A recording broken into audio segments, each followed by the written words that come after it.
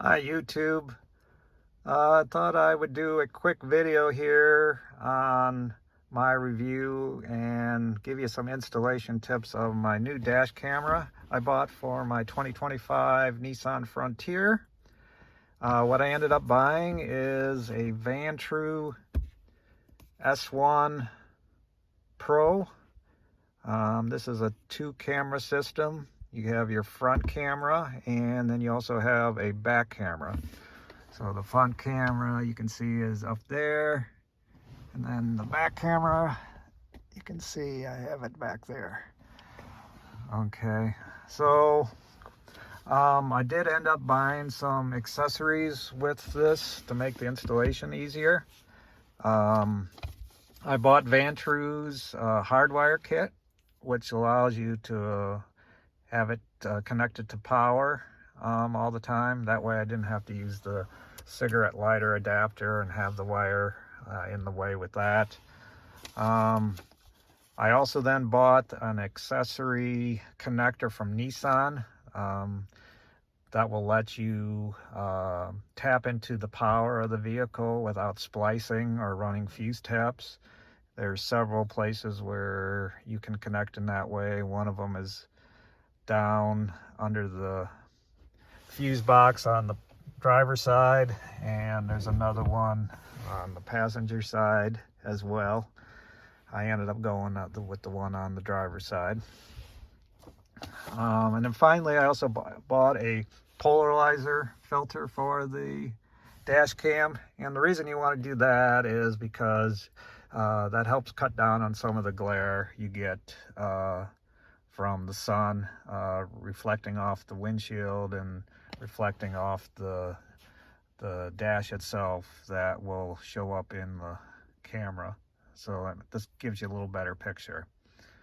Okay, so now I want to give you a little bit of some installation tips, things that I kind of learned along the way that should help and make it easier for you to install it. So one of the things I struggled with at first was where to place the camera. So as you can kind of see, I was going to place it here to the left of the center camera. I guess that's for detection for collisions and stuff. So what they have on this windshield, they have this, I guess it's a place where you won't get glare. So I couldn't place it there, and then if I placed it over farther than that, it would kind of get away my field of vision. So I ended up putting it to the right of the center console. Not as convenient as I had wanted, because then it makes a little bit of a pain if you want to use the dash camera and get to it. You've got to pretty much get out and go into the passenger side or reach over. But to me, that was the best option.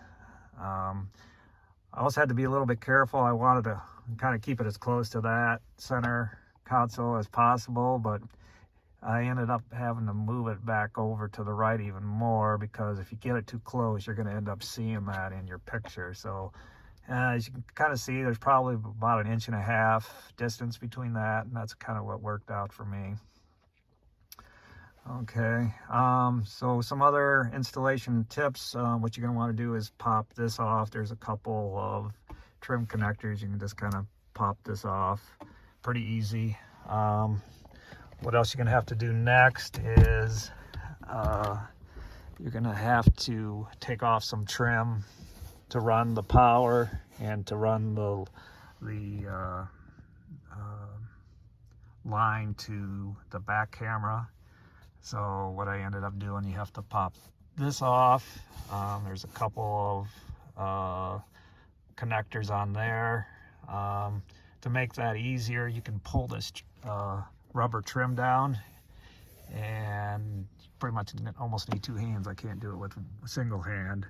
So if you pull that down, I ended up pretty much pulling it all the way down to down here by the feet, so I can get access to everything I needed. And then when I ran the back camera, I ended up pulling it all the way off from the back, and it's pretty easy to pull it down. You just pretty much need 2 hands to do that.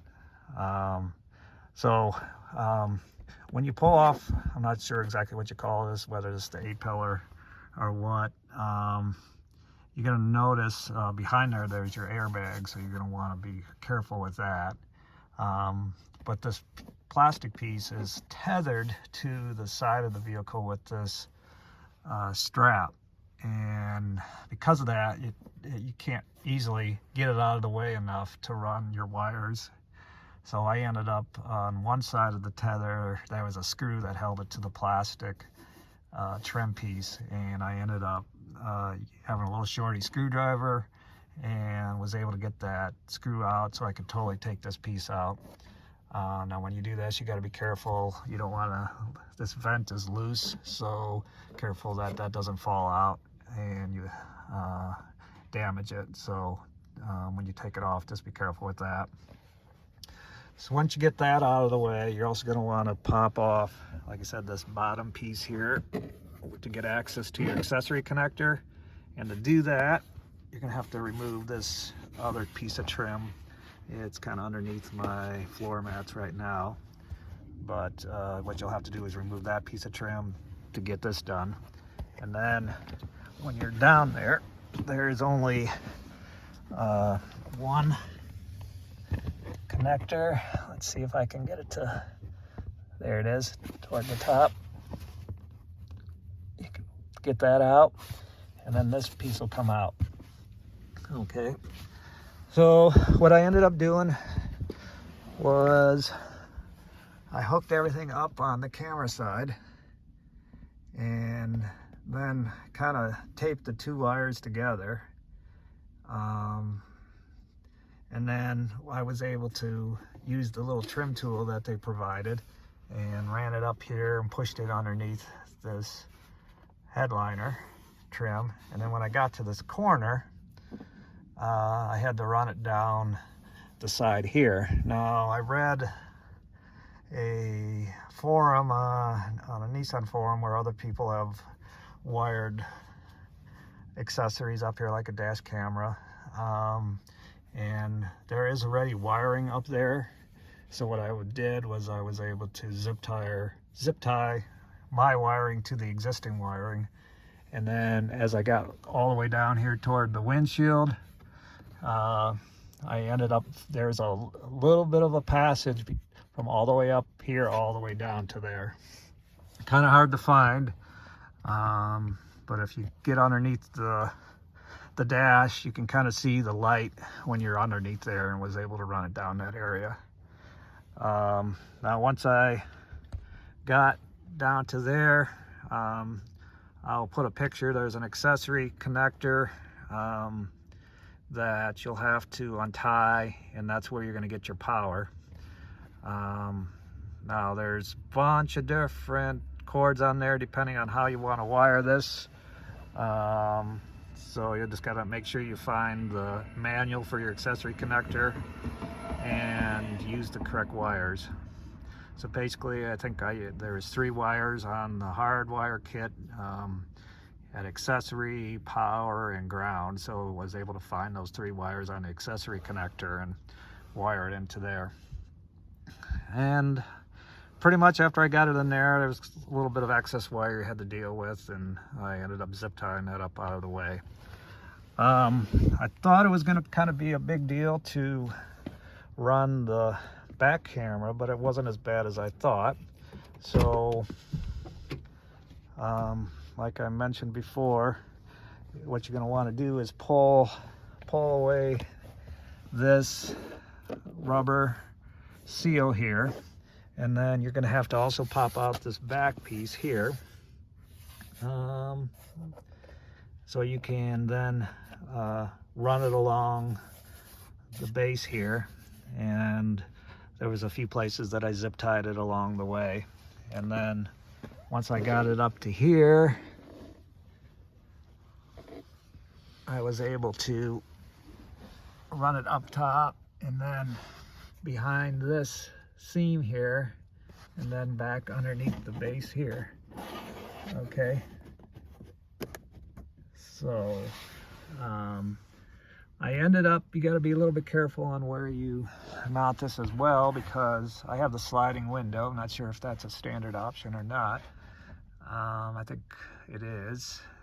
So I couldn't really put it on this side, because then the sliding window would hit it when you slide it. So I ended up having to put it over there on the opposite side. So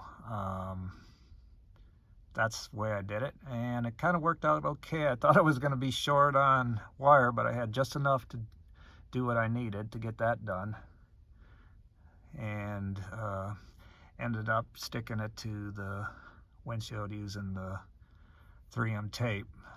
So not as bad as I thought it would. So couple things that I had some issues with. Initially, this camera is designed to be removed from the base, and the base actually has the power in it.